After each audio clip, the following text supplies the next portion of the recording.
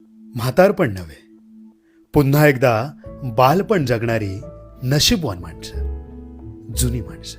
पण ह्यांच्या दीर्घायुष्य जगण्याचं नेमकं रहस्य तरी काय?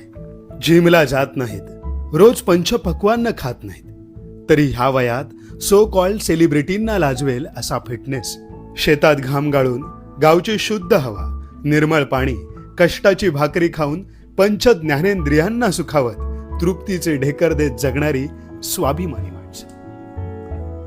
कोणाशी स्पर्धा नाही, मटेरियलिस्टिक स्वप्नांमागे रेसमध्ये धावणं नाही, कष्टावर निष्ठा आणि निसर्गावर श्रद्धा ठेवून समाजासोबत जगणारी ही माणसं, ज्यांच्या जगण्याची उमेद बघून मृत्यू देवतेलाही लाज वाटावी अशी देव माणसं. त्यांच्या काळात इंटरनेटचं कनेक्शन नव्हतं, पण निसर्गाच्या प्रत्येक रूपाशी कनेक्ट होण्याचं नॅचरल इंटेलिजन्स त्यांच्याकडे आहे. स्वार्थात बुडालेल्या आजच्या भोगवादी जगाला कधीही कळणार नाही असं वासनेच्या पलीकडलं एक स्पिरिच्युअल जगणं ती जगत असतात. आयुष्याच्या शेवटी सुरकुतलेल्या चेहऱ्यावर निरागस हास्य मिरवत असतात.